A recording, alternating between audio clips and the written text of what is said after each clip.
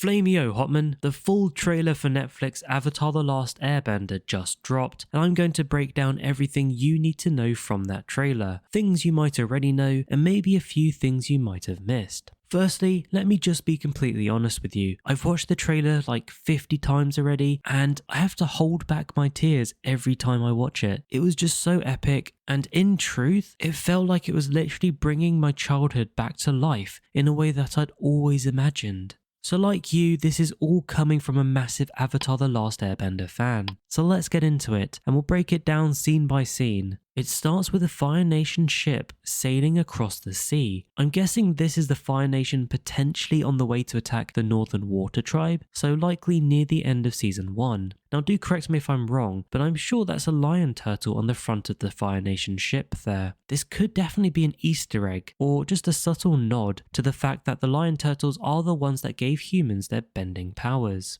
This might even be a nod to the very lion turtle that gave the first firebenders their powers. Now in the background through this we do hear Monk Gyatso's voice, although it's cool that they have mixed in some of the other characters' audios, we actually get to hear dialogue from the characters as well. The next visual shot we see is Team Avatar flying into the scorched forest. Now this must be setting up the Hey Bye episode, which we'll talk about a little bit more in just a moment. It then jumps to the Fire Nation attack on the Southern Air Temple. We did see a glimpse of this during the teaser trailer, and obviously this is the event that kicked off the 100-Year War. The producers did confirm that they wanted to add this in on purpose so they could show the genocide of the air nomads by the Fire Nation. Of course, this is something that wasn't in the original animation. I believe the next scene is actually a confrontation of that attack, and it's showing Fire Lord Sozin attacking the Airbenders, and more specifically Monk Gyatso. In fact, if you slow it down, it even looks like Monk Gyatso is able to take that fire blast from Sozin, so we might actually get to see how powerful Monk Gyatso really was. We then get to see the iconic moment Aang breaks out of the sphere after 100 years. The producers said here for this scene that they were really trying to recreate those much loved visuals from the original Avatar animation, even the smallest levels of detail with the way the beam shoots up into the sky, just like it did in the original animation. I also love this shot of Aang. It's one of my favourite from the trailer where he's emerging from that sphere. I just think it looks so cool.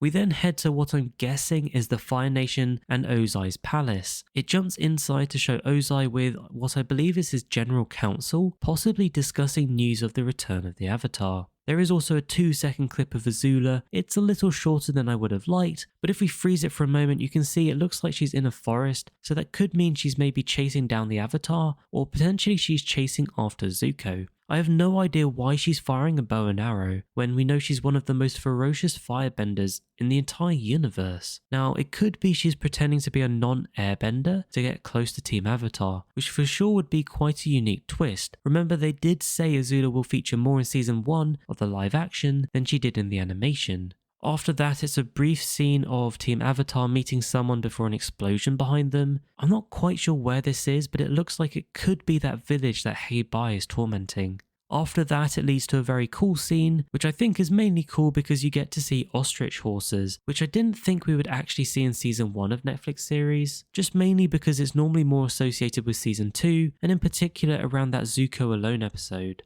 Of course, within this scene you can see it looks like Zuko's taking on a bunch of Fire Nation soldiers. Could be Zhao's troops potentially chasing after him. Following that, we then see what I believe is the Southern Air Temple, and this time it's after it's been destroyed, and we see Aang, Katara and Sokka returning there, which means this is the first time Aang is returning home and seeing the devastation from the war. Following this, they then jump to a scene which I'm not quite sure about. It's one of the very few scenes here where I'm not really sure what it's showing. I think it could potentially be the Northern Water Tribe just because of their fluffy coats and they kind of look like Water Tribe attire, but I'm not quite sure where this could be or what they're doing. The scene after though shows Katara and Sokka, and I believe this is going back to the Southern Air Temple. It seems like it's quite an important moment. You kind of get that feeling of how much Katara believes in Aang.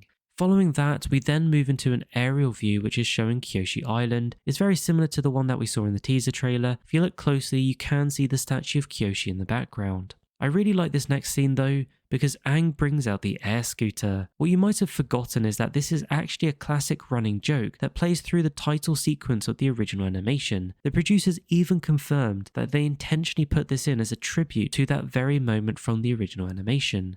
I'm also pretty sure this is on Kyoshi Island and it's him trying to impress the kids there. And the cool thing is they actually show this live action series is going to have some humour, with not only the fact that Aang crashes directly into the statue, but also that sarcastic comment that Sokka makes while he's eating. Because of course we know Sokka's sarcastic and he loves to eat food as well as drink cactus juice. Interestingly, the producers said that they actually included this moment in the trailer on purpose because they wanted to show the audience that there will be some comedy in this series. It's not just going to be a straight up serious fest which is going to be really boring. They've introduced some humour to the series, much like the animation had. Anyways, that leads on to showing another Fire Nation ship. This one's a solo ship, so I believe it could be Zuko on his way to the Southern Water Tribe. We then see inside and we see Iroh and Zuko are talking, and Zuko says the classic Zuko phrase, "It's his destiny to catch the Avatar." Unfortunately, the trailer doesn't show Iroh's response, but you can imagine what he might respond with. I imagine he says something like, "Is it your own destiny, or is it a destiny someone else has tried to force upon you?"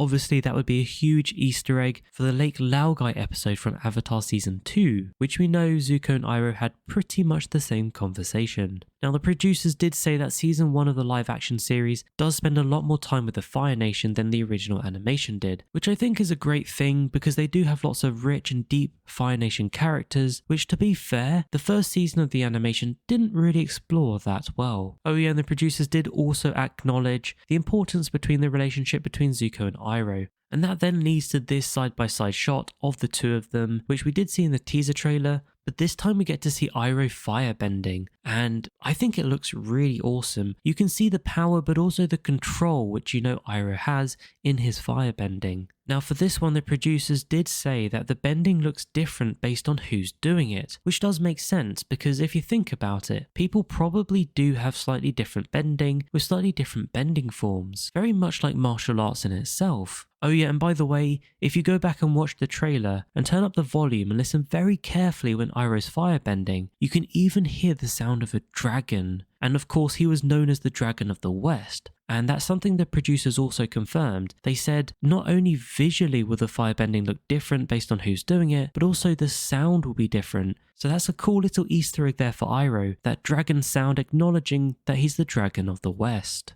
Let's move on to Fire Lord Ozai, and the next scene honestly just shows how perfect Daniel Day Kim is to play Fire Lord Ozai. The producers have also confirmed that we will see more of Ozai in Season 1 of the live action, and we'll even get to see him firebending, which will show how powerful he really is. Also, yes, this next scene is the Agni Kai between Zuko and Ozai, as confirmed by the producers.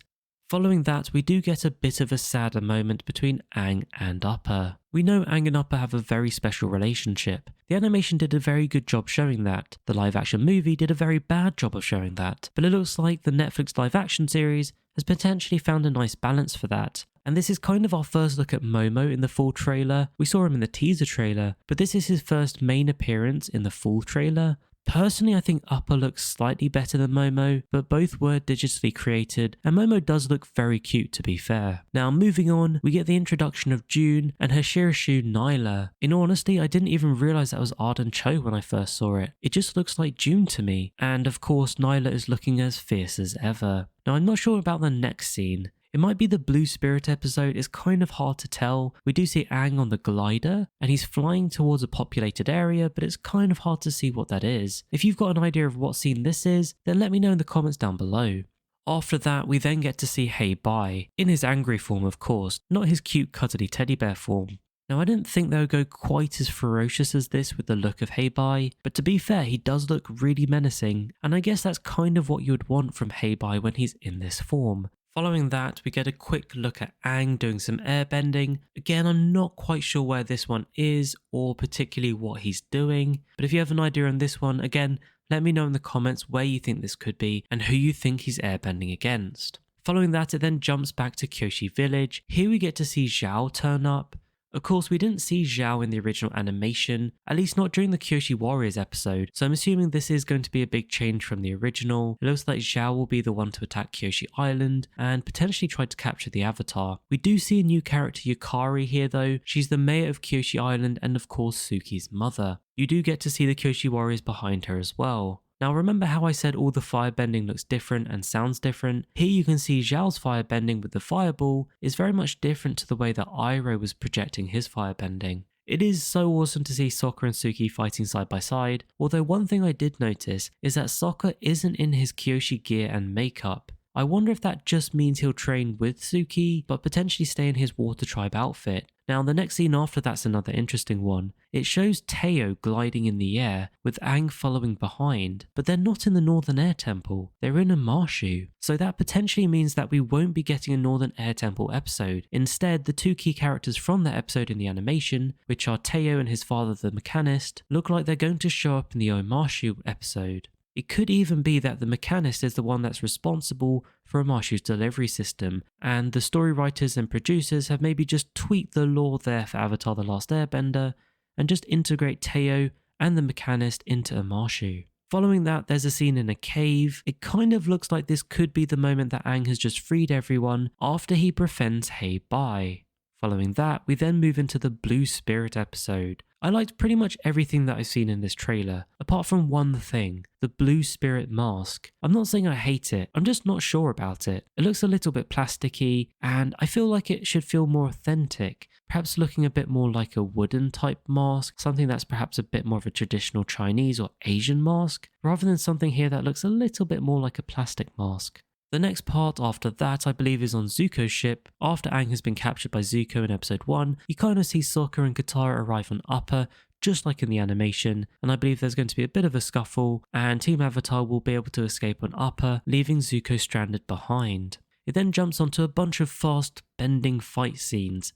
We see the South Pole where Aang is fighting Zuko's soldiers, Sokka's then throwing his trusty boomerang at a Fire Nation soldier. It then shows Boomy earthbending against Aang. They've done a really good job with Aang's defense here in this scene as well. Following that, we get to see Katara fighting Zuko. Her bending's definitely improved in this. We get to see her turning water into ice. So that, combined with the surroundings that we can see, I'm just going to assume this is in the Northern Water Tribe towards the end of season 1. After that, we do get to see Jet finally with his trusty hook swords. It looks like he's defending Katara there from a bunch of firebenders. Following that, we get the final bending scene, which is a 1v1 between Zuko and Aang. Again, I'm assuming this is in episode 1, where Zuko reaches the Southern Water Tribe. The last moments of this full trailer, we get to see Aang enter the Avatar state. Now I know some people are torn over whether they like the blue arrows or not. Personally, I think it looks good, but one thing you can't deny is the Avatar state right here looks really cool. I think they've done a great job with the VFX. The glow that they've got from the blue just looks really cool. And I have a feeling this scene is actually in the Southern Air Temple episode, where Aang's reacting to seeing Gyatso's body for the first time.